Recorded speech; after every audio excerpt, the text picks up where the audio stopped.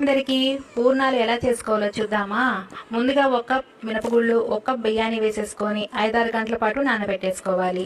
అలాగే ఒక కుక్కర్లో ఒక కప్ శనగపప్పు వేసుకొని 4 కప్పుల వాటర్ పోసుకొని చక్కగా మనం 5-6 విజిల్ వచ్చే వరకు ఉడికించేసుకోవాలి. మెత్తగా ఇలా ఉడికిపోవాలండి. ఎక్సెస్ వాటర్ అంతా వడగట్టేసుకొని చక్కగా పప్పు గుద్దితో ఈ పప్పునంతా మెదుపుకొని అలాగే ఒక కప్ బెల్లాన్ని వేసేసుకొని బాగా మిక్స్ చేసేసుకోవాలి. స్టవ్ వెలిగించి స్టవ్ మీద పెట్టేసుకొని బాగా దగ్గర పడే వరకు బాగా మిక్స్ చేసేసుకున్నాక ఫైనల్గా ఇలాచీ పౌడర్ వేసేసుకొని వేరొక బౌల్లోకి ట్రాన్స్ఫర్ చేసుకోవాలి. అలాగే నానిన పప్పులో మిక్సీ జార్లోకి ట్రాన్స్ఫర్ చేసుకొని 1/4 కప్ దాకా అటుకులు వేసేసుకొని సాఫ్ట్గా గ్రైండ్ చేసుకోవాలి. అలాగే పూర్ణాలంతా ఆరిపోయాక చక్కగా బౌల్స్ చేసేసుకొని మనం పిండిలో సాల్ట్ కలిపేసుకొని పూర్ణం ఒక్కొక్కటి చుట్టూ ఇలా మిక్స్ చేసేసుకుంటూ చక్కగా మనం ఆయిల్లోకి స్లోగా వదులుకుంటే చక్కగా మనకి మంచి గోల్డ్ కలర్ వచ్చేదాకా ఫ్రై చేసుకుంటే పూర్ణాలు రెడీ అయిపోతున్నాయి. లైక్ చేసి సబ్స్క్రైబ్ చేయండి.